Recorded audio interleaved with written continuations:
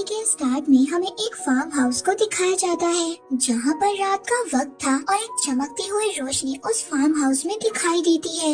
ये चमकती हुई रोशनी कोई और नहीं बल्कि एक मैजिकल क्रिएचर था।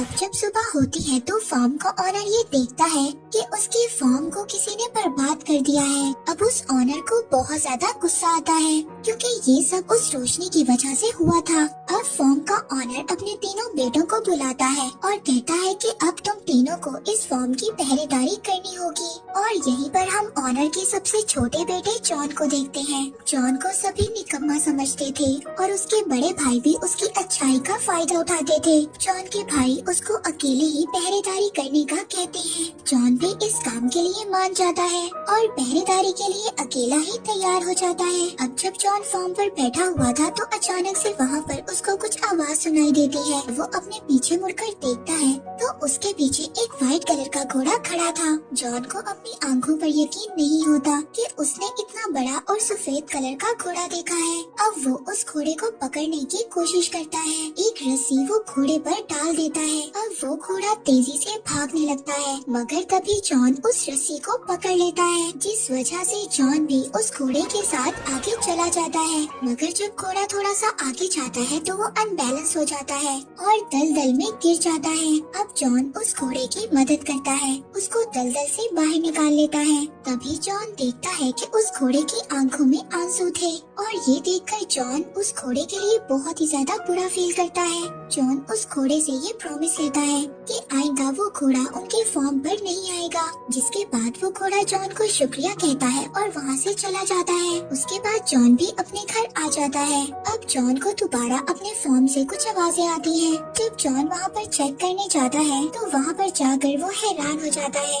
वहाँ पर दो घोड़े बंधे हुए थे। अब इससे पहले जॉन वहाँ पर कुछ समझ पाता उसको एक आवाज बताती है कि ये तुम्हारे लिए एक गिफ्ट है। जॉन जब पीछे मुड़कर देखता है तो उसको एक छोटा घोड़ा नजर आता है जो कि उसको बताता है कि मेरा नाम फॉल है। असल में फॉल उस घोड़े का बेटा था जिसको जॉन ने रात को बचाया था। फॉल जॉन को बताता है कि मेरी मदर तुमसे बहुत ज्यादा खुश है इसीलिए उन्होंने तुम्हारे लिए ये गिफ्ट भेजा है। जॉन ये सुनकर काफी ज्यादा खुश हो जाता है। तभी जॉन को अपने फादर की आवाज आती है। अब जॉन जल्दी से बाहर आता है और अपने फादर को बाहर रखने की ही कोशिश करता है ताकि वो अंदर न चले जाएं। अब जॉन अपने फादर के जाने के बाद फॉल पर बैठ जाता है और फॉल बहुत ही तेजी से भागता है। उसकी स्पीड को देखकर जॉन बहुत ज्यादा हैरान हो जाता है। अब एक जगह पर पहुंचकर फॉल सीटी बजाता है। अब फॉल की सीटी को सुनकर स्टेबल में खड़े हुए दो घोड़े भी उनके पास आ जाते हैं। जॉन ये सोचता है कि वो इन घोड़ों को मार्केट में ले जाकर बेच देगा। जॉन उन घोड़ों को मार्केट में लेकर जाता है तो उन शानदार घोड़ों को लोग देखकर हैरान हो जाते हैं। किसी ने भी ऐसे शानदार घोड़े कभी नहीं देखे थे। यहाँ पर काफी ज्यादा लोग जॉन से घोड़ों को खरीदने की बात भी करते हैं। अब फॉल भी जॉन को ये कहता है कि वो ये दोनों घोड़े उस बूढ़े आदमी को बेच दे। मगर जॉन ये दोनों घोड़े किंग को ही बेचना चाहता था। जब किंग वहाँ पर आता है तो उसको भी ये दोनों घोड़े बहुत ज्यादा पसंद आते हैं। मगर किंग का मिनिस्टर उससे कहता है कि उसको ये दोनों घोड़े चोरी के लग रहे हैं। किंग इसी बात का फायदा उठाकर बगैर पैसों के जॉन से वो दोनों घोड़े ले लेता है। जॉन किंग से जो पैसों की बात करता है तो किंग उसको बगैर जवाब दिए वहाँ से चला जाता है। फॉल यहाँ पर जॉन को डांटता है और कहता है कि मैंने तुम्हें कहा था ये दोनों घोड़े उस बूढ़े आदमी को बेच दो। खैर फॉल जब जॉन को उदास देखता है तो वो दोबारा से सीटी बजाता है और वो दोनों घोड़े जॉन के पास आ जाते हैं। लेकिन उन दोनों घोड़ों की वजह से किंग की बग्गी पलट जाती है और वो आटे की बोरियों में गिर जाते हैं। अब किंग को इस बात से बहुत ज्यादा गुस्सा तो आता है मगर किंग चैम्बर की वजह से कुछ भी नहीं कहता और वो जॉन से इन घोड़ों की कीमत लगाने का कहता है। जॉन उन घोड़ों की बहुत ही ज्यादा कीमत लगाता है जिस पर किंग के लोग उसको सजेस्ट करते हैं कि वो जॉन को अपने पास ही काम करने के लिए रख ले क्योंकि जब जॉन यहाँ पर रहेगा तो किंग अपनी बेइज्जती का बदला भी ले सकते हैं। जॉन भी उनकी बात को एक्सेप्ट कर लेता है और वहाँ पर रहकर किंग के कामों को करने लगता है। अब किंग का असिस्टेंट किंग से कहता है क्यों न हम जॉन से एक फिनिक्स बर्ड को बुलवाएं। वो एक फायर बर्ड था और उसको लाना बहुत ज्यादा मुश्किल था। अब किंग का असिस्टेंट ये कहता है कि उसको लाना बहुत मुश्किल है और जॉन उसको कभी भी ला नहीं सकेगा और तभी आप जॉन को मौत की सजा सुना देना। अब किंग को अपने असिस्टेंट का आइडिया बहुत अच्छा लगता है। किंग अब ये सब जॉन से कहता है। जॉन भी इस बात के लिए तैयार हो जाता है। अब फॉल को जब ये बात पता चलती है तो वो जॉन से कहता है कि ऐसा करना बहुत ही ज्यादा खतरनाक है, क्योंकि जिसने भी ऐसा किया है और जो भी उस बर्ड की तलाश में गया है कभी भी वापस नहीं आया। मगर जॉन ने ये चैलेंज एक्सेप्ट कर लिया था, इसलिए वो पीछे नहीं हट रहा था। अब फॉल को भी जॉन की मदद करना थी, इसीलिए अब वो जॉन को एक जंगल में ले जाता है, जहाँ पर वो उसको एक ड्रीम नट दिखाता है। वो जॉन को बताता है कि ये फायर बर्ड के स्पेशल नट्स हैं और वो इनको बहुत ज्यादा पसंद करता है। मगर ये नट्स ऐसे हैं जैसे ही वो फायर बर्ड इनको खाएगा वो गहरी नींद में सो जाएगा, जिसके बाद हम उसको आसानी से पकड़ लेंगे। जिसके बाद अब ये दोनों उस जगह पर पहुंच जाते हैं जहाँ पर फायर बर्ड रहता था।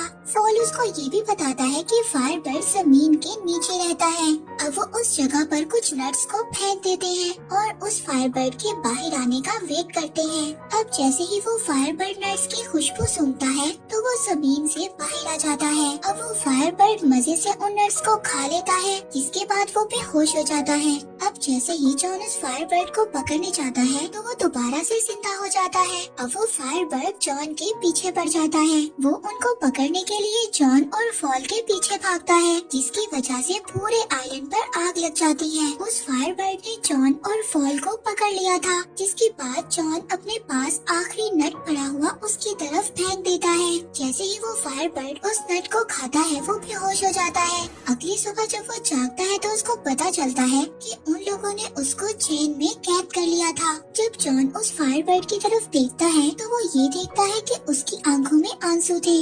ये देखकर जॉन को बहुत ज्यादा बुरा फील होता है, जिसकी वजह से वो उस फायर बर्ड को आजाद कर देता है। जैसे ही वो फायर बर्ड आजाद होता है वो अपने पंख फैलाकर वहाँ से उड़ जाता है और जाते हुए वो अपना एक पंख जॉन को दे देता है और वो पंख हीट की वजह से ग्लो कर रहा था।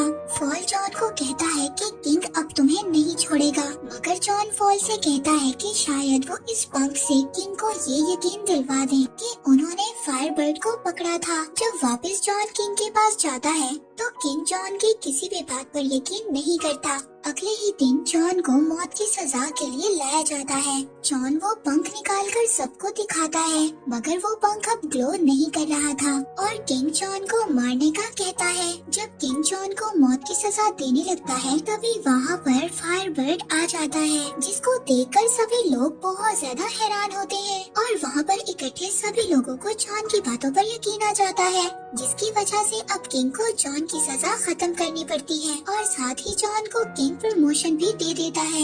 इस बात पर किंग और भी ज्यादा गुस्सा होता है। अब वो अपने मिनिस्टर को कुछ और प्लान सोचने का कहता है। बहुत ज्यादा सोचने के बाद किंग का मिनिस्टर उसको एक आइडिया देता है। वो कहता है कि क्यों ना हम इस बार जॉन को एक माउंटेन की प्रिंसेस को लाने भेजें। पहले तो जॉन इस बात पर कामयाब नहीं होगा और अगर वो ऐसा कर लेता है तो इसमें आपका ही फायदा है। आप उस प्रिंसेस से शादी कर लेना, दोनों ही तरफ में आपका फायदा है। किंग को ये आइडिया बहुत ही ज्यादा पसंद आता है और वो जॉन को इस मिशन पर भेज देता है। अब जॉन उस सार माउंटेन पर पहुंच जाता है जहां पर वो प्रिंसेस रहती थी। वो देखता है कि माउंटेन पर कैसल के अंदर जाने का रास्ता एक बहुत ही मोटी बर्फ से बना हुआ है, जिसको तोड़ना बहुत ही ज्यादा मुश्किल था। तभी अचानक से वहाँ पर फायर बर्ड का एक पंख उड़कर आता है और उस बर्फ की दीवार में लग जाता है, जिससे वो दीवार टूट जाती है, जिससे वहाँ पर एक पानी का सैलाब आ जाता है। फॉल उसमें बहकर नीचे गिर जाता है और एक स्नो बॉल की तरह माउंटेन से नीचे गिर जाता है। जॉन अब कैसल के अंदर जाता है। उसको वहाँ पर बहुत ज्यादा लड़कियाँ नजर आती हैं और वो सभी लड़कियाँ सो रही थी। अब उनमें से असल प्रिंसेस कौन सी थी ये जानना बहुत ही ज्यादा मुश्किल था, लेकिन उस फायर बर्ड का एक पंख खाकर एक लड़की के पास गिर जाता है, जिससे कि जॉन ये बात समझ आता है कि वही लड़की प्रिंसेस है। जॉन उस लड़की की खूबसूरती को देखकर हैरान हो जाता है और उसको बताता है कि उसके किंग उससे शादी करना चाहते हैं। मगर वो लड़की जॉन से कहती है कि अगर तुम्हारे किंग इतने ही ज्यादा बहादुर होते तो वो मुझे यहाँ पर खुद लेने आते, और वो ये कहकर वो प्रिंसेस पहाड़ से नीचे कूद जाती है। जॉन भी अपनी जान की परवाह नहीं करता और उस प्रिंसेस के पीछे कूद जाता है। अब फॉल उन दोनों को वहाँ पर बचा लेता है और दोनों को अपने ऊपर बिठाकर आराम से नीचे ले आता है। फॉल जॉन को देखकर ये समझ गया था कि जॉन प्रिंसेस को पसंद करने लगा है। फॉल उसको समझाता है कि अगर ये बात किंग को पता चल गई तो तुम्हारे लिए मुसीबत और भी ज्यादा बढ़ जाएगी। यहाँ पर प्रिंसेस भी सब बातें छुपकर सुन लेती है। प्रिंसेस को भी ये लगता था कि वो शायद जॉन को पसंद करने लग गई है। इसके बाद वो लोग किंग के पास वापस जाते हैं। वहाँ पर सभी लोग इतनी खूबसूरत प्रिंसेस को देखकर हैरान हो जाते हैं। अब किंग जब जॉन को जिंदा देखता है तो उसको गुस्सा तो आता है, मगर किंग के आदमी उसको समझाते हैं कि इसमें उसका ही फायदा है। अब वो लोग जॉन को प्रमोट भी कर देते हैं, मगर जॉन इन सबसे ज्यादा खुश नहीं था। उसको प्रिंसेस की फिक्र थी। अब वो छुपकर प्रिंसेस के पास जाता है। इससे पहले कि वो प्रिंसेस को कुछ बताए, किंग के लोग आकर प्रिंसेस को वहाँ से ले जाते हैं। अब किंग प्रिंसेस को शादी के लिए प्रपोज करता है, मगर प्रिंसेस उससे कहती है कि वो एक शर्त पर शादी करेगी कि अगर वो प्रिंसेस को वो रिंग ला कर दे जो उसकी दादी की थी। और वो रिंग एक समंदर में गिर गई थी और वो रिंग जब तक उसके पास नहीं आ जाती वो शादी नहीं कर सकती। अब प्रिंसेस की बात से किंग वहाँ पर परेशान हो जाता है, मगर तभी वहाँ पर जॉन आता है। जॉन को जब किंग देखता है तो ये काम भी जॉन को कह देता है। जॉन फॉल से उस किंग के बारे में बात करता है, मगर फॉल उसको कहता है कि उस रिंग के बारे में उसको कोई भी नॉलेज नहीं है। मगर फॉल इस बारे में अपनी मदर से बात करता है। वो उसको बताती है कि वो रिंग वेल के पेट में है, जो वेल उनको समंदर के बीच एक आइलैंड के पास मिलेगी। अब जॉन फॉल के साथ जाता है, मगर वहाँ पर कुछ बर्ड्स के टकराने से फॉल नीचे गिर जाता है और पता चलता है कि जॉन उस वेल तक पहुँच गया है। जॉन पानी के नीचे बड़ी बड़ी जंजीरों को देखता है और उन जंजीरों से बंधी हुई एक बहुत बड़ी वेल को देखता है। जब जॉन पानी से बाहर आता है तो फॉल उसको बताता है ये पूरा आइलैंड ही असल में वो वेल है जिसके बारे में फॉल की मदर ने उसको बताया था। जॉन वेल से पूछता है कि ऐसा उसके साथ किसने किया। वेल जॉन को बताती है कि उसने गलती से कुछ शिप्स को निगल लिया था, इसीलिए वहाँ पर बाकी सेलर्स ने उस वेल को यहाँ पर कैद कर दिया। मगर अब ये वेल अपनी गलती को सुधारना चाहती है। जॉन को उस वेल के लिए बहुत ज्यादा बुरा लगता है। अब जॉन को एक आइडिया आता है। वो ये सोचता है कि अगर वो इस वेल को ठीक दिलवा दे तो वो इसके अंदर से शिप्स को निकाल सकता है। और अपने प्लान के अकॉर्डिंग वो उस वेल की नाक में चले जाते हैं और उसकी नाक को टिकल करने लगते हैं।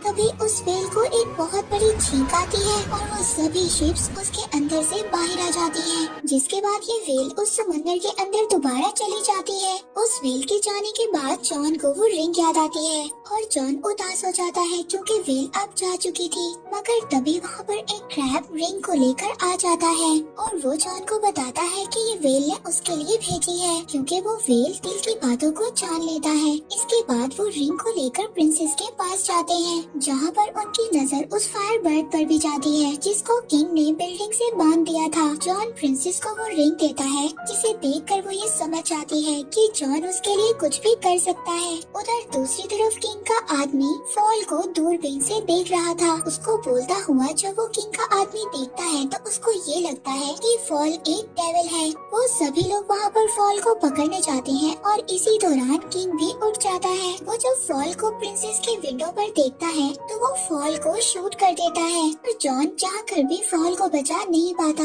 इसके बाद किंग ऐलान करता है कि जॉन को प्रिंसेस के किडनैप करने के जुर्म में नौकरी से निकाला जाता है और कुछ ही दिनों में उसको मौत की सजा मिलेगी। तभी प्रिंसेस फॉल से मिलती है और उसको बताती है कि उसके एक आइडिया की वजह से जॉन और भी ज्यादा मुसीबत में फंस गया है। वो फॉल को बताती है कि उसने किंग को शादी से बचने के लिए 3 अलग अलग पॉट्स में नहाने के लिए कहा था, जहाँ पर पहले पॉट में उबलता हुआ पानी और दूसरे पॉट में बर्फ का पानी और तीसरे में उबलता हुआ दूध होगा। उसने किंग को बताया कि ऐसा करने से वो दोबारा से जवान हो जाएंगे, मगर किंग को ये सब ठीक नहीं लग रहा था। जिस पर किंग का आदमी उसको कहता है कि पहले वो इन सब चीजों को जॉन पर आजमा कर देखे। अब प्रिंसेस फॉल को इस बात से बचने का तरीका बताती है। अगर वो पहले पॉट में उसकी दादी की रिंग और दूसरे पॉट में उस फायर बर्ड का पंख और तीसरे में लाइफ और डेथ फ्लावर्स डाल दें तो तो जॉन की लाइफ बच सकती है। फॉल प्रिंसेस से उन फ्लावर्स के बारे में पूछता है, जिस पर प्रिंसेस फॉल को कहती है कि वो फ्लावर्स उसको दुनिया के आखिरी कोने में मिलेंगे।